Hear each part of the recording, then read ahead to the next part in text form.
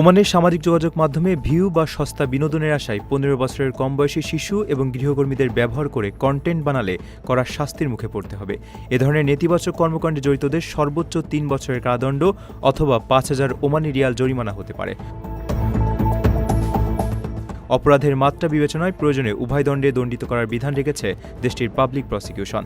সম্প্রতি সামাজিক সচেতনতা বৃদ্ধির লক্ষ্যে কন্টেন্ট ক্রিয়েটরদের এই বিষয়ে কঠোরভাবে সতর্ক করে দেওয়া হয়েছে। সরকারি ওই নির্দেশনায় জানানো হয়েছে, শিশুদের মধ্যে সহিংসতা বা অতিরিক্ত ভীতি ছড়াতে পারে এমন যে কোনো কন্টেন্ট প্রচার করা সম্পূর্ণ বেআইনি। সম্প্রতি জারি করা রাজকীয় ডিক্রির অধীনে প্রণীত সাইবার অপরাধ আইন অনুযায়ী এটি শাস্তিযোগ্য অপরাধ।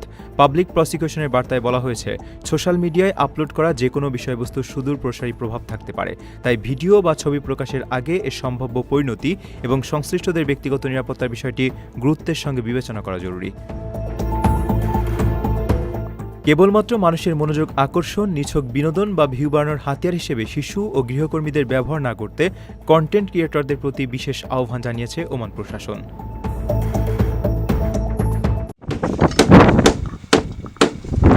বিভিন্ন খাতে কর্মীদের জন্য আকর্ষণীয় বেতনে কর্মসংস্থানের সুযোগ তৈরি করেছে সৌদি আরব। আন্তর্জাতিক সংস্থার জরিপ প্রতিবেদনে উঠে এসেছে, দেশটিতে কর্মরত অভিজ্ঞ প্রবাসীরা বিভিন্ন উচ্চ পদে বিপুল অঙ্কের বেতন পাচ্ছেন।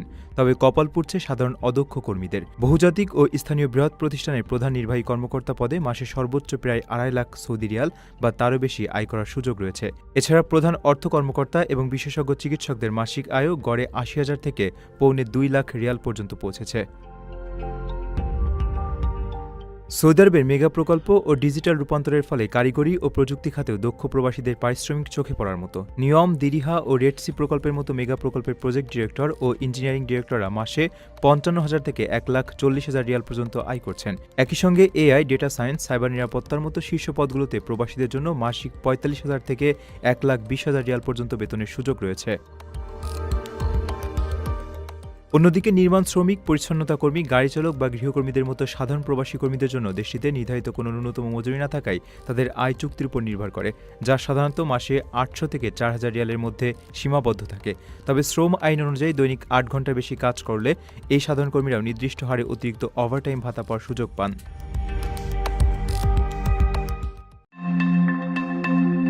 ভূমধ্যসাগর পাড়ি দিয়ে লিবিয়া থেকে গ্রিস যাওয়ার পথে নৌকার ইঞ্জিন বিকল হয়ে টানা ১১ দিন সাগরে ভাসতে ভাসতে খাবার ও পানির অভাবে অন্তত ৯ বাংলাদেশি সহ ১১ জনের মর্মান্তিক মৃত্যু হয়েছে।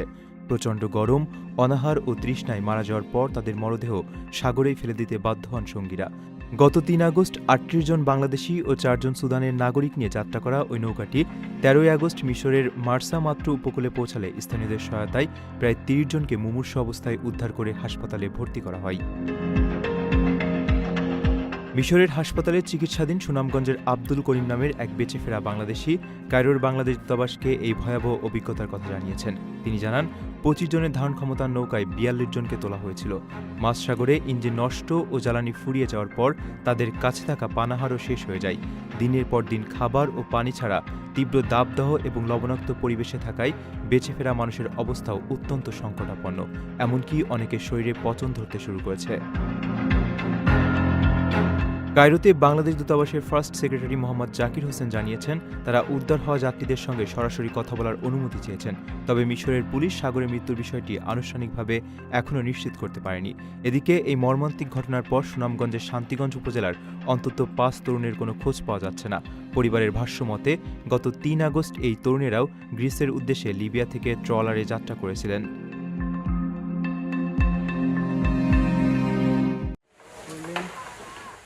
ওমানের শ্রমবাজারে নিয়ম শৃঙ্খলা ফেরাতে বড় ধরনের অভিযান চালিয়েছে দেশটির শ্রম মন্ত্রণালয়। এসব অভিযানে মোট ১১,১৭২ জন কর্মীকে শনাক্ত করা হয়। এর মধ্যে গুরুতর অপরাধে যুক্ত থাকা ৪,৬৮০ জনের ফাইল পাবলিক প্রসিকিউশনে পাঠানো হয়েছে। এছাড়া আইনি প্রক্রিয়া শেষে ২,৯৪৪ জন কর্মীকে ওমান থেকে নিজ নিজ দেশে ফেরত বা ডিপোর্ট করা হয়েছে। পরিদর্শনকালে শ্রম আইন লঙ্ঘনের দায়ে ৩২,৪০,০০০ ওমানি রিয়াল জরিমানা আদায় করা হয়েছে। দেশটির বিভিন্ন প্রদেশে সম্প্রতি ৬,৭০৭টি পরিদর্শন অভিযান শেষে প্রকাশিত এক প্রতিবেদনে এই বিপুল অঙ্কের জরিমানার তথ্য জানিয়েছে শ্রম মন্ত্রণালয়। শ্রম মন্ত্রণালয়ের তথ্যমতে ব্যাপক এই অভিযানের পাশাপাশি সমঝোতার মাধ্যমে ২৭২টি নতুন কর্মসংস্থানের সুযোগও তৈরি করা হয়েছে। কর্তৃপক্ষের ধারাবাহিক নজরদারি ও কঠোর আইনি পদক্ষেপের ফলে বর্তমানে ওমানের বিভিন্ন প্রদেশে শ্রম বাজারের সার্বিক নিয়মকানুন মেনে চলার হার দাঁড়িয়েছে ৬৯.৫%।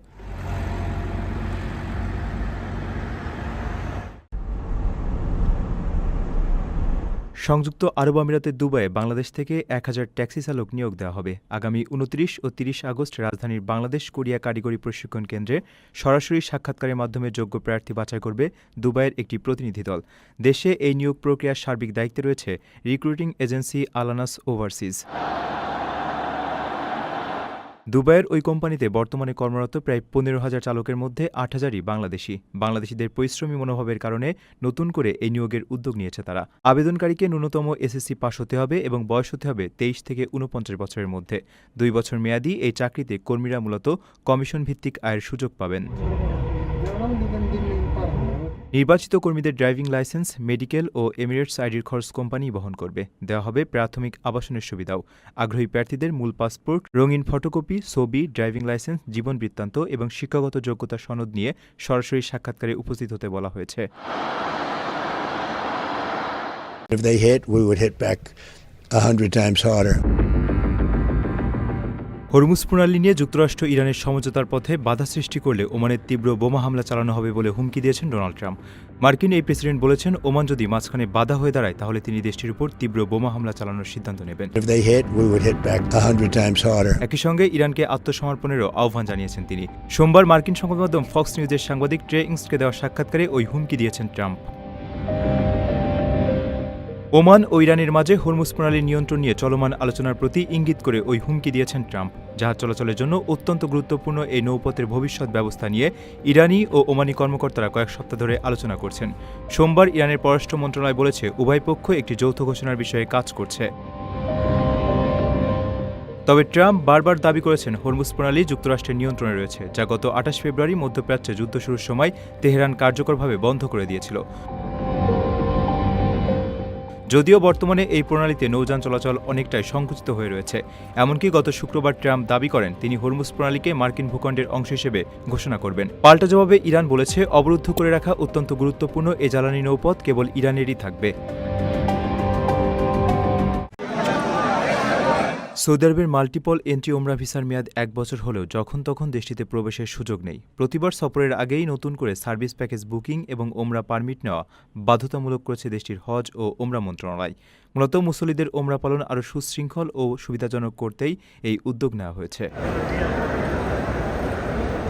গালফ নিউজের প্রতিবেদন অনুযায়ী ইস্যুর তারিখ থেকে ৩৬৫ দিন পর্যন্ত বৈধ থাকা এই ভিসায় একাধিকবার সৌদি আরবে যাওয়া যাবে। তবে পুরো বছরের মোট অবস্থানের সময়সীমা কোনোভাবেই ৯০ দিনের বেশি হতে পারবে না। নিয়ম অনুযায়ী প্রত্যেকবার সফরের আগেই নুসুব প্ল্যাটফর্ম থেকে অনুমোদিত প্যাকেজ কিনতে হবে এবং অ্যাপ থেকে পারমিট সংগ্রহ করতে হবে। এক্ষেত্রে পারমিট ও প্যাকেজের তারিখ অবশ্যই এক হতে হবে। প্রথমবার ওমরা পালনের ক্ষেত্রেও শুরুতে নুসুব থেকে প্যাকেজ কিনে এরপর ভিসার আবেদন করতে হবে। সৌদি আরবে প্রবেশ ও প্রস্থানের তথ্য স্বয়ংক্রিয়ভাবে হালনাগাদ হবে, যাতে ৯০ দিনের কোটার সঠিক হিসাব থাকে। অর্থাৎ ১ বছরের মাল্টিপল এন্ট্রি ভিসা হাতে থাকলেও প্রতিটি নতুন সফরের আগে প্যাকেজ ও পারমিট নিশ্চিত করার এই নিয়ম সকলকেই মানতে হবে।